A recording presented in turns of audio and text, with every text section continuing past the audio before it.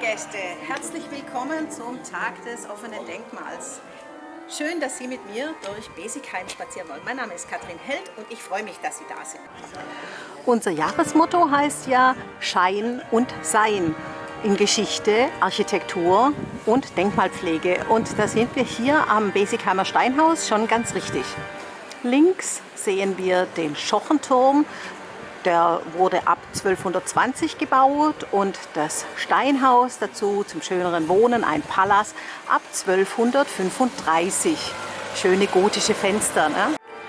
Bald nachdem Besigheim 1810 Oberamtsstadt wurde, wurde unser Ort auch Sitz eines Amtsgerichts. Und damit mussten wir natürlich auch mehr Gefängniszellen schaffen. Denn am Amtsgericht wurden ja auch Leute abgeurteilt, die aus den Ortsarresten der umliegenden Gemeinden zugeführt wurden. Da wurden dann im Obergeschoss einige Fenster vergittert. Weil wir mehr Zellen brauchten, wurde hier ein neues Blockhaus vorgesetzt. Und das ist eigentlich aus Fachwerk. Das Fachwerk wurde verputzt und hier mit Eckquadern bemalt, die aber nur den Schein erwecken. Und für die Optik wurden auch hier gleichmäßige Ecksteine aufgemalt, die aber in Wirklichkeit ganz anders strukturiert sind. So wie die Maler das üblicherweise auch bei der farbigen Fassung von Fachwerk gemacht haben, wurde auch hier der Fensterrahmen optisch etwas verbreitert. So, hier in der evangelischen Stadtkirche ist der Hochaltar, der schon über 500 Jahre alt ist, ein echtes Schmuckstück, das auch Touristen aus der Ferne anlockt. Mit der Veröffentlichung seiner 95 Thesen hat Luther ja eine Diskussion angestoßen, in der es auch darum ging, was eigentlich wichtiger sei, das Wort Gottes oder das Bildnis. Und mit dieser Gruppe hier hat Christoph von Urach eine Szene geschaffen, in der bildlich das Wort in den Mittelpunkt gestellt wird. Die heutige Schule am Steinhaus wurde im 18. Jahrhundert als Privathaus von Stadtvogt Viktor Stephan Essig erbaut. Er hat hier aus privater Schatulle einfach 2 alte Pfründhäuser, die eigentlich in öffentlicher Hand waren, erworben, abreißen lassen und sich dieses bescheidene Eigenheim gebaut. Die Schule wurde vor einigen Jahren renoviert. Eigentlich ist es ein Fachwerkbau, aber es ist kein Sichtfachwerkbau, sondern nur Konstruktionsfachwerkbau. Und deshalb ist das Fachwerk verputzt. Und auch hier hat man wieder mit der Bemalung einen Schein hervorgerufen. Das Untergeschoss wurde mit Rechtecken bemalt, die durch schwarze und weiße Striche eine Schattierung antäuschen, als ob hier Quader mit gelben Fugen verbaut wären. Um das Auge zu täuschen, das nennt man auf Französisch Trompe-l'œil.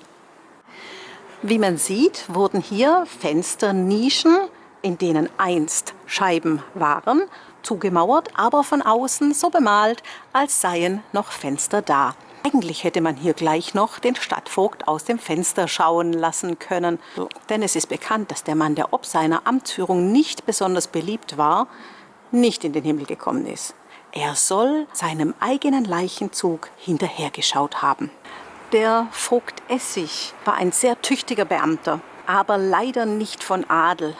Im Kirchenbuch steht hinter seinem Taufeintrag S. Nob. Wenn man das zusammenliest, dann weiß man, was er war. Ein Snob. Im vormals Essigschen und heute Pfeifferschen Garten sehen wir übrigens eine Scheinakazie, die in Wirklichkeit Robinie heißt. Hier hat er sich von Besigheimern dieses Lusthäuschen erbauen lassen, um standesgemäß seinen Kaffee nehmen zu können. Auch hier wurde der Türrahmen farblich noch etwas breiter gefasst, um ihn noch imposanter erscheinen zu lassen. Die Ortswahl scheint mir kein Zufall zu sein. Denn das Lusthäuschen sitzt auf dem Fundament eines ehemaligen Wehrturms der äußeren Stadtbefestigung.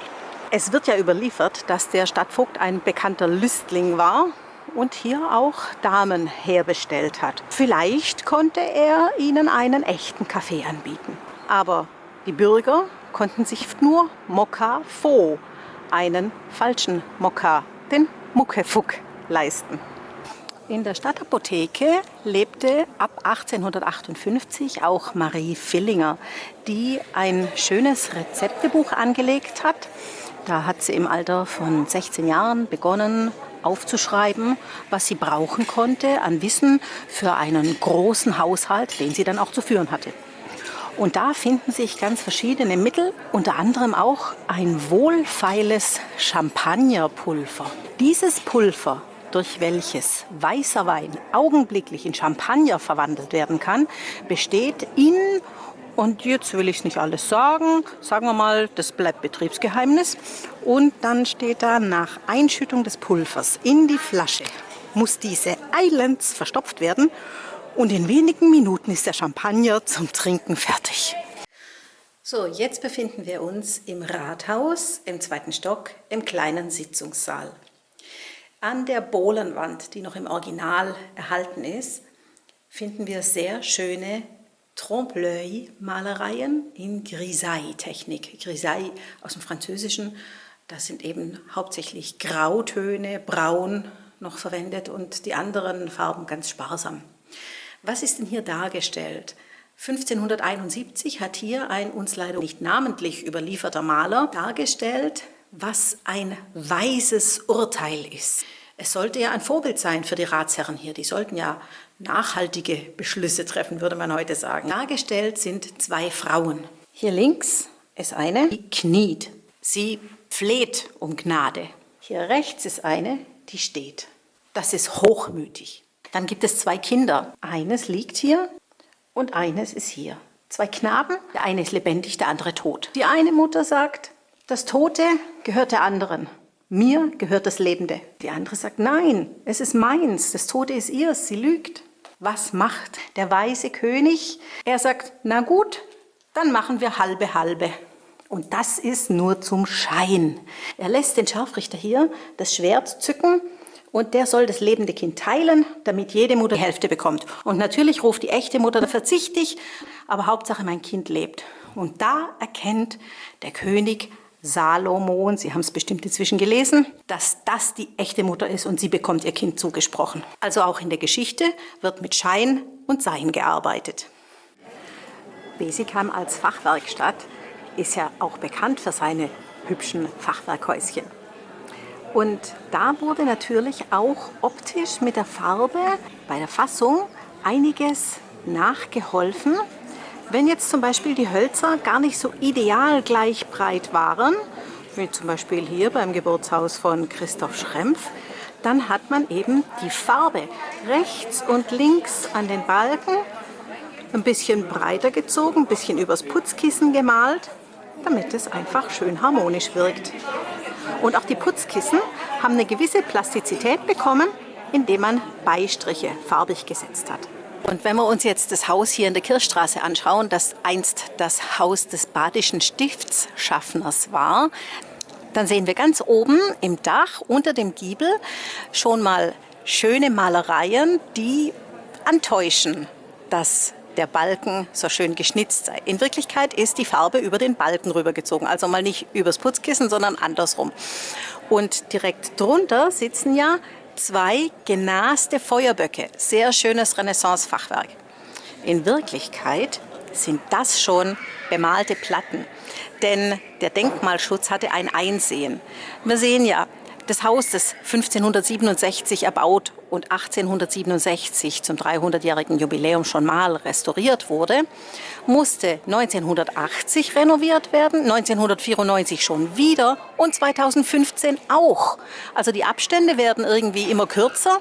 Das hat damit zu tun, dass hier die Sonnenseite ist, dass die Hitze und die Feuchtigkeit auf das Holz einwirken und sich deshalb die Putzkissen immer wieder lösen. Und deswegen steht hier traurigerweise auch schon wieder ein Gerüst, was ja bedeutet, dass bald hier oben noch die neue Jahreszahl 2021 dazukommen wird. Der Fasskeller unter der alten Kelter ist natürlich ein echtes Schmuckstück. Die großen Fässer fassen so um die 10.000 Liter, manche ein bisschen mehr, manche nicht ganz 10.000. Aber das große Prunkfass, das fasst 27.480 Liter. Das wurde 1947 angefertigt. Nach dem Zweiten Weltkrieg war das eine Prestigefrage. Man musste ja den Weinverkauf wieder ankurbeln. Was enthalten diese Fässer? Gute Besigheimer Luft. Und wer jetzt davon träumt, dieses Fass noch einmal mit Wein zu füllen, den muss ich leider enttäuschen.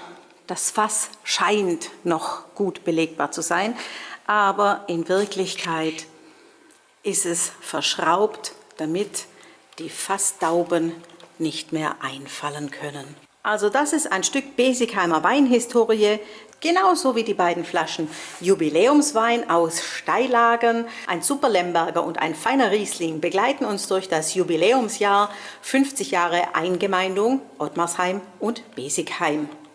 Und damit verabschiede ich mich von euch. Ich bedanke mich für euer Interesse und ich sage auf Wiedersehen. Bis zum nächsten Jahr. Bleibt gesund.